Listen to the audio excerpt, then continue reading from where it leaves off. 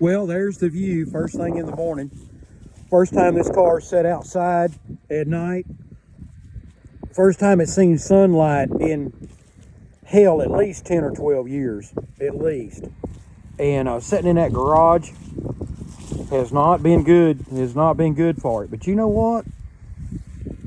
We're going to wash this thing and clean it up. And we are going to tighten up a few odds and ends. And we're going to take this baby for a maiden voyage this afternoon. I don't know how far we're going to go, or how far we're going to make it. It's really in control of that. But we're going to drive this car today. We are going to drive this car today. What a good car. You know, 50 years ago, we would have looked at a car that had a rust spot around the rear window like this and just called it a rag and passed it by. And here we are 50 years later, and a car like this, you know, even with checkered original paint, it's an original paint car. Oh, check that out, Buick. First class, baby. I am so proud to have this car and so happy with it. And I will put a seat cover on it, and I'll repair the headliner. But other than that, this car, all this born with, is going to stay this way from now on. I'm not changing any of this. The carpet, I'm going to clean everything real good. Everything real good, but I'm not changing any of it. I'm just really, really happy. Really happy that it moves under its own power for the first time since I've owned it. And I'm going to start washing it here just a little bit, and I'll bring you along with that. And we get it washed, get it vacuumed out, get it cleaned up a little bit. I'm going to give you my story on this car. It's a pretty good story. Pretty good. I'll bring you along for that in the next video. Okay, here we go. First wash. Got to start somewhere.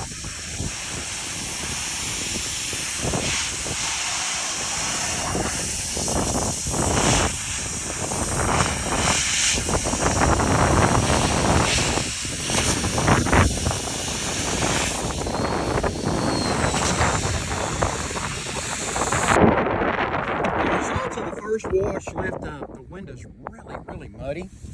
It's just, you can feel the dirt. Look at that, you can see that back window. You can step back. See how muddy and bad that back window is? I went ahead and mixed up some really good soap. This was on sale somewhere 100 years ago. Really good soap. And I am going to use this brush.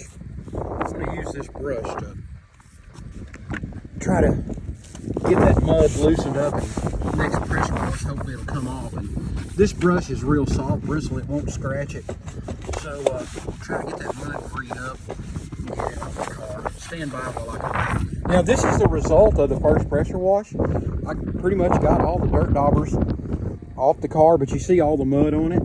See all that mud still on there? But pretty much got the brunt of the dirt daubers and all the crap. You can see how muddy the windows are. So I'm going to go over it with a brush first, and good soap and water, see what we can do. And then I'm probably going to try that David Freiberger deal where he scrubs the car with soft scrub in one of those blue thingamajiggers. I'm probably going to try that. Now understand, folks, I am not getting this car ready to do patina juice on. I'm not doing that. When this car comes out clean, however clean it comes out, that's going to be this car from now on. This lasted on this car from the day it was born. I'm not changing it. The next owner, after I'm dead and gone, can do that.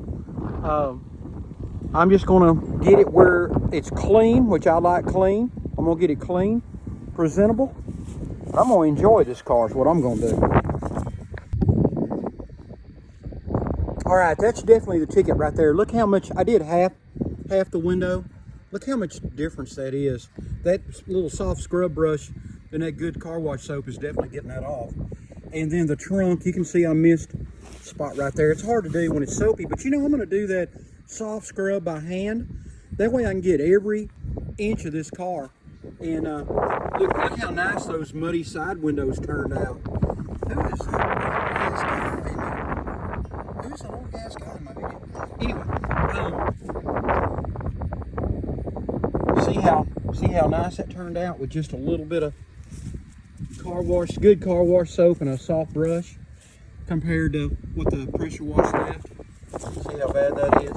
Anyway, everybody, look here. I am going to really enjoy the next couple of days just getting this car clean. I'm going to enjoy it. I've done so much hard work on this car over 10 or 12 years. It's crazy the amount of physical hard labor that I put into this thing. It had the motor and transmission both were out when I got it. The original numbers mentioned motor and transmission. But the man I got it from, Wayne Turner, he was the second owner.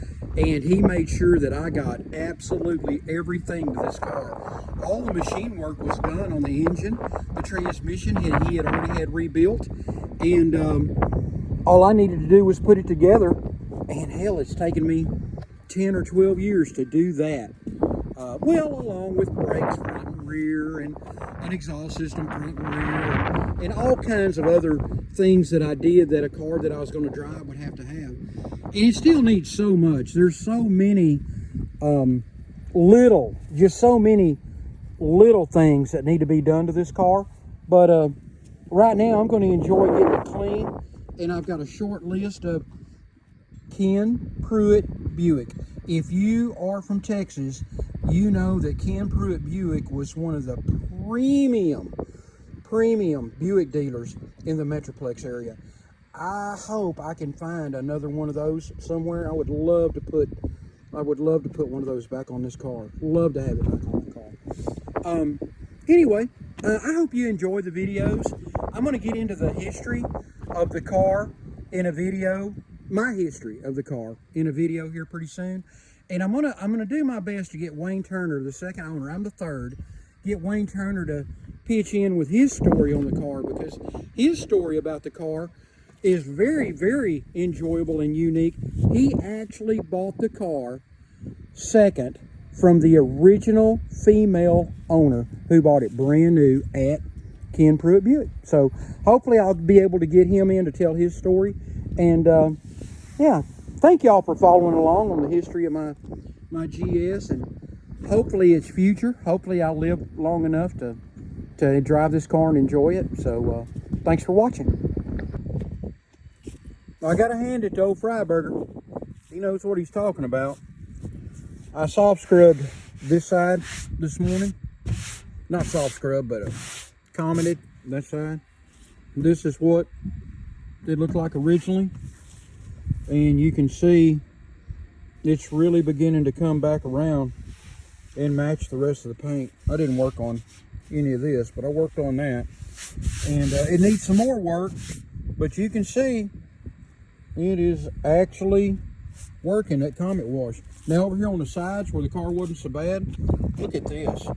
Look at that dramatic difference. You know, I'm a noob at this Comet wash, so I'm realizing now this is really brown. Now it's nice, and the top of this fender is nice.